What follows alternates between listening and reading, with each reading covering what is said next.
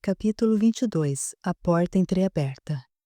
Existe uma história aguardando ser contada em cada fato cotidiano da vida. Ela fica ali, distraindo-se com os que passam, certa de que não será notada, mas para toda história existe um contador.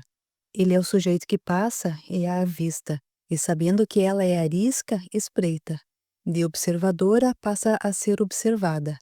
Descuidada por descrença, mas vaidosa por natureza, acaba por gostar de virar assunto, porque, depois disso, irá se espraiar em todos os fatos semelhantes.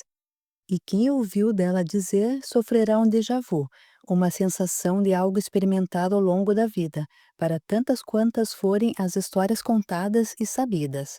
A porta estava entreaberta. Por ela, o vento passou sorrateiro e resfriou o sono do infante, que ardeu em febre à noite. Se estivesse toda aberta, alguém saberia, porque mesmo nada dizendo, hábito próprio dos inanimados, saltaria o fato aos olhos dos passantes, que notando o largo vão, a fechariam, sem dúvida, mas, entreaberta, golpeou a mãe zelosa, cegando-lhe a providência e impingindo-lhe a vigília. No dia seguinte, a mesma porta, apesar de cega, mas sabedora de sua função, que fecha ao ser fechada e abre ao ser aberta, insistiu em ficar entreaberta. A criança, quase refeita da enfermidade, teria um sono reparador, mas ei-la teimosa, semicerrada de novo.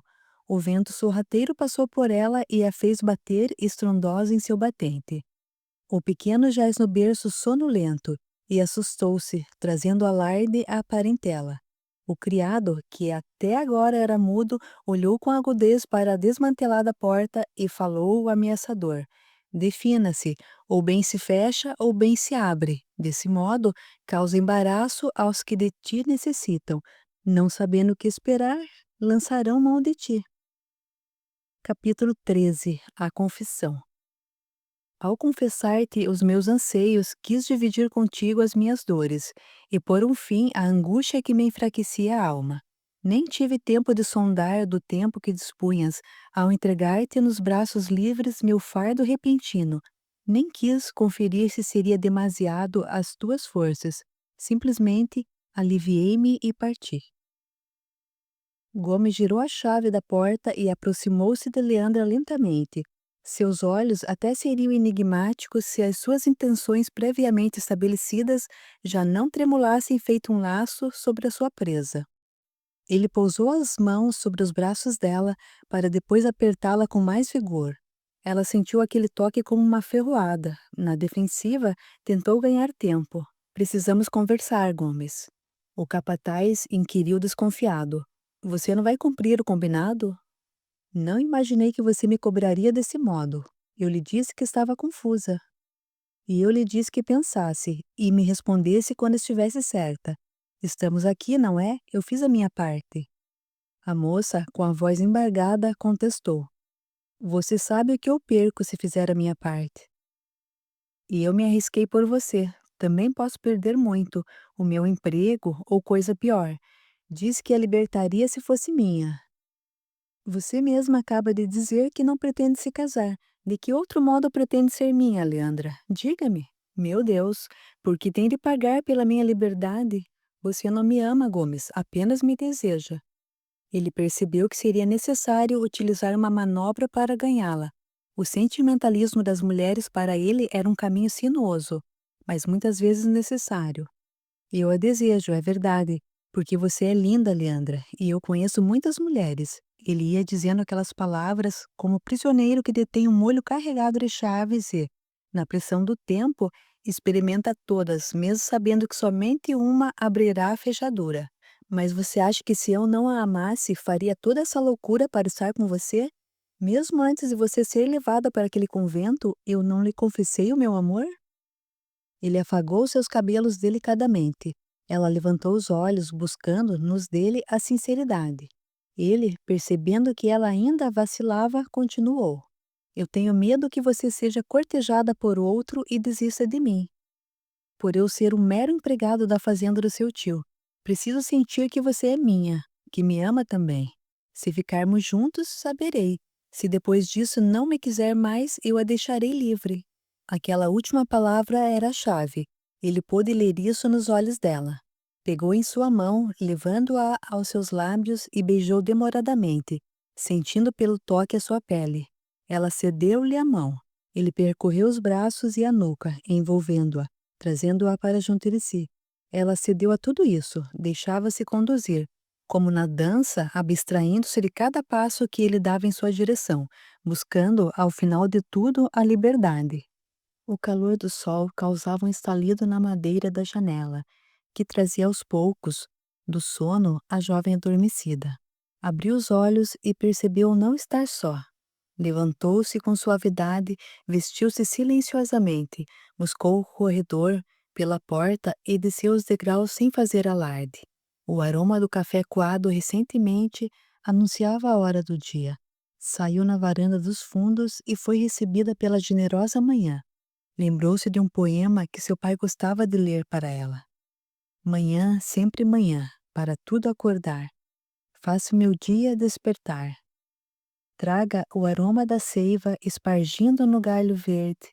Ó clarão, que na leiva descortina a vista e se perde, pois em tudo se espraia no imenso universo. Como eu nesse verso, desde o adeus da lua, aia da noite infante. Ao sol nascendo no levante, a troca de sinfonia que o breu faz com o dia. Dos grilos e anuros nos palcos escuros, pelos gorjeios entoados dos palcos iluminados. Assa-se o pão, faz-se a oração. Beija as faces, ó prestimosa, dos seus entes. E depois, vá garbosa, entre mentes, não se faça saudosa, pois te esperarei na aurora como agora, minha doce amada, da pele alva adornada pelos matizes das flores.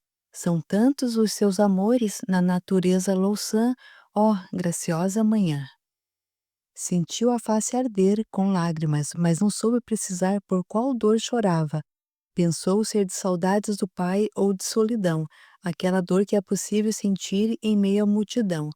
Se soubesse identificar a causa da dor, saberia que chorava por ilusão. Safou-se da prisão que lhe representava o convento, nas asas adaptadas do amor-apego, e dele tentava se libertar com a chave falsa do sexo descomprometido, aquela comumente utilizada para se esquivar do amor. Como lamentava não ter Emiliana para se consultar. Não sabia o que fazer com aquela realidade. Questionava-se em relação à crença que tinha em Deus e na justiça, pelo fato de não ter tido uma família nem laços duradouros de amor e cumplicidade. Mesmo aqueles que conseguira cultivar foram rompidos pelos infortúnios, escapando-lhe da convivência. Estava com os olhos fechados e ouviu ecoar em sua mente uma voz serena, dizendo-lhe: Meu amor, a causa está em si mesma. Procure-a e a encontrará. Contrafeita, não compreendeu de que forma ela mesma se impingiria tal sofrimento. Comovida, resolveu buscar uma maneira de reencontrar-se com as amigas queridas, Emiliana e Nina, sem, contudo, revelar-se aos seus tios. Agora é preciso recompor-se, para pensar melhor no que fazer, sem sofrer interpelações. Sorveu um gole de café, sentiu a mente despertar. Gomes surgiu na porta da cozinha e antes que ela percebesse sua presença, ficou a observá-la. Ela sorriu para ele. Ele aproximou-se dela e deu-lhe um beijo no rosto. Bom dia, princesa. Bom dia, Gomes. Agachou-se para ter com ela.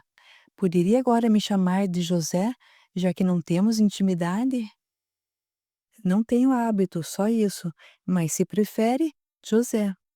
Não era bem a reação que esperava dela, mas não se deixou abater.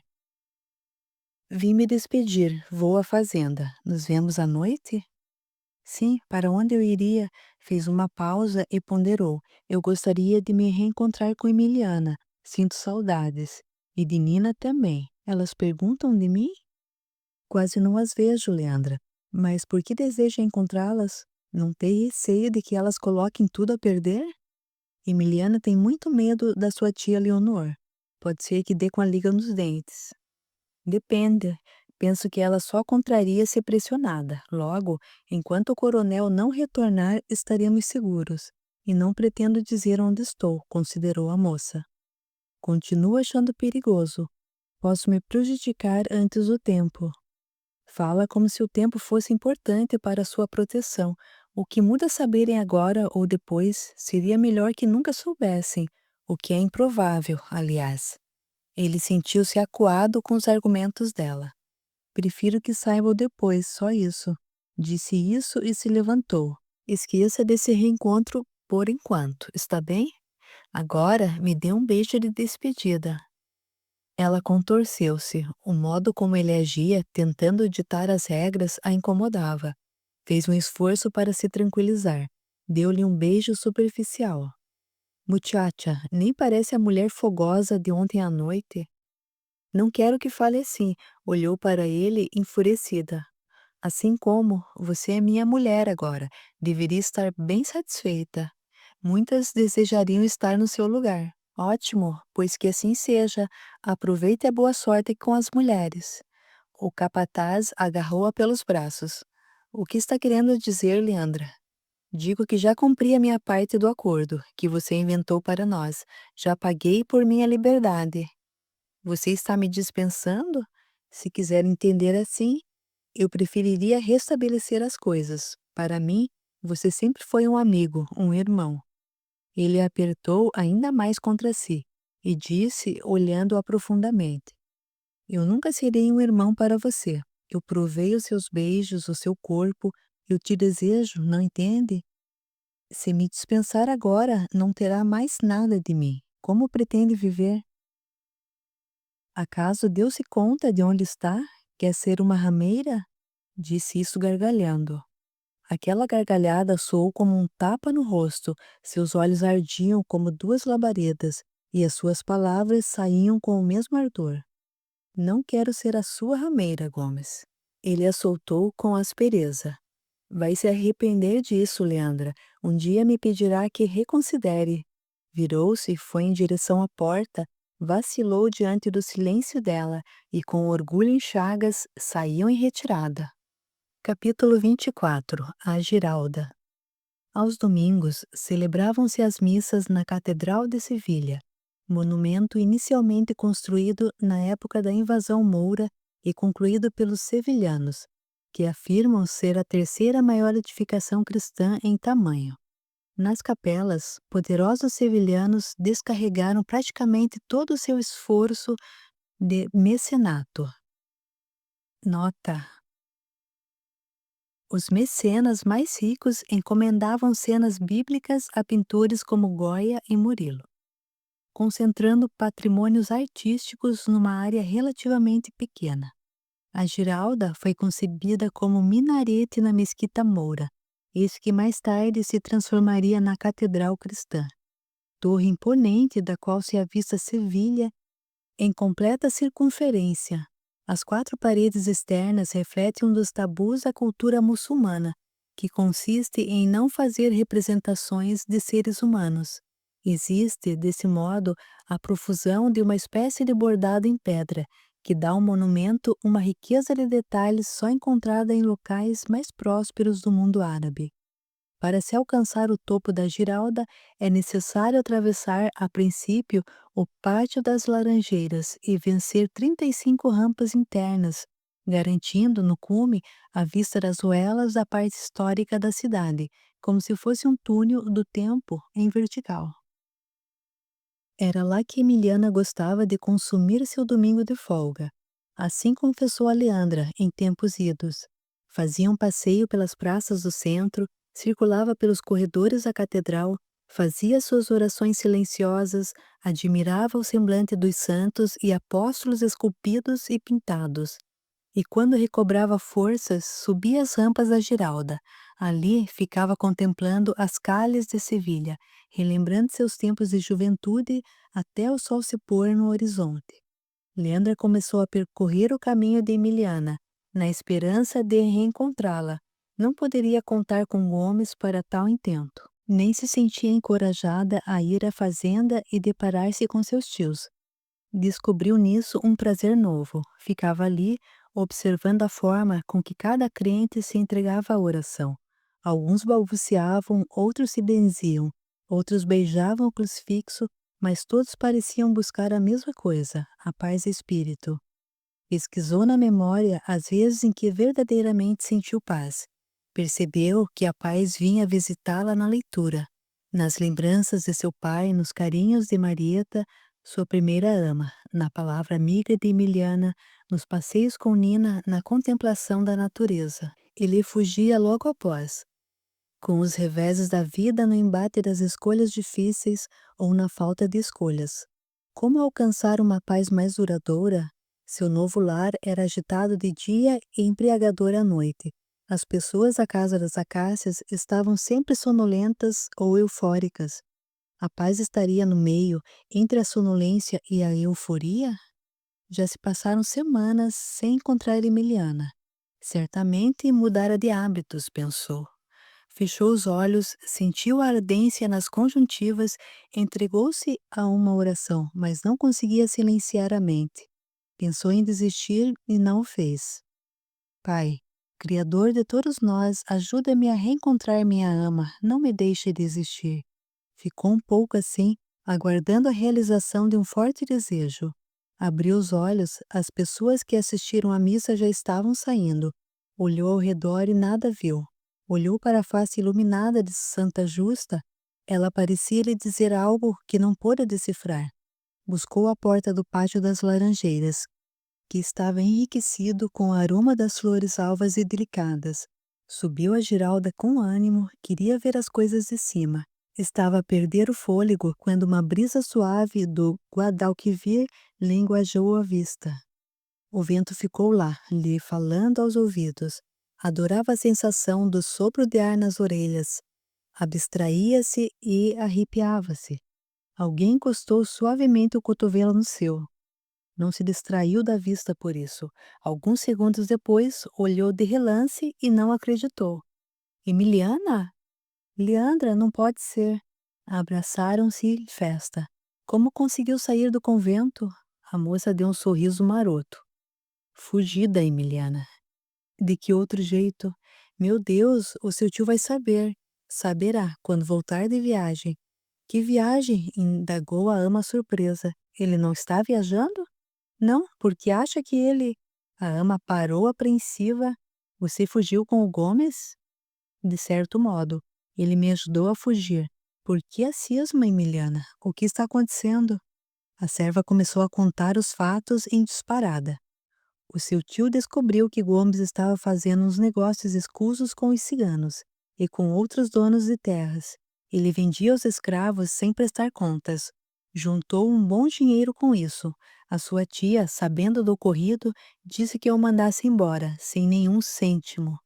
O mais estranho de tudo é que o coronel, sempre firme com os empregados, ainda não definiu a situação de Gomes. Parece que quer ganhar tempo. A jovem ficou com os olhos fixos na parede da torre.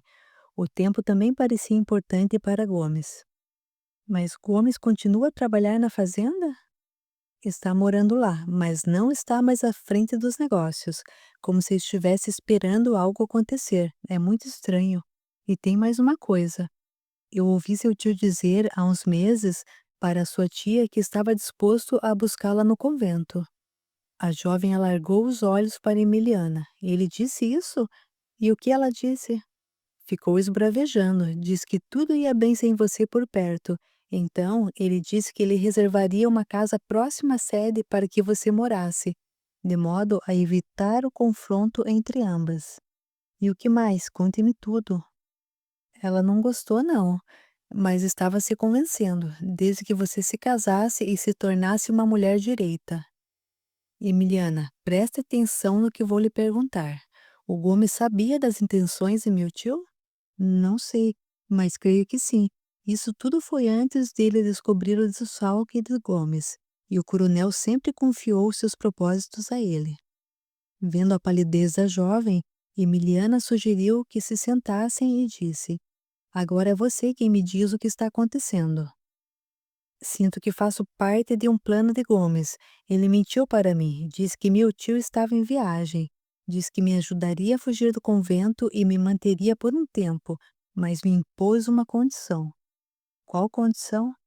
Ela olhou para a confidente e abaixou os olhos ao dizer: se eu me entregasse a ele. Como assim? Você cedeu a isso? Cedi, Emiliana. Eu não sabia de toda a verdade. Acreditava estar esquecida naquele convento. Meu tio nunca me visitou e a ideia de voltar ao convento me apavorava. E a ideia de se deitar com Gomes não a apavorava? Ele lhe tirou a possibilidade de um bom casamento, Leandra, e a chance de recomeçar sua vida na casa que seu tio lhe daria.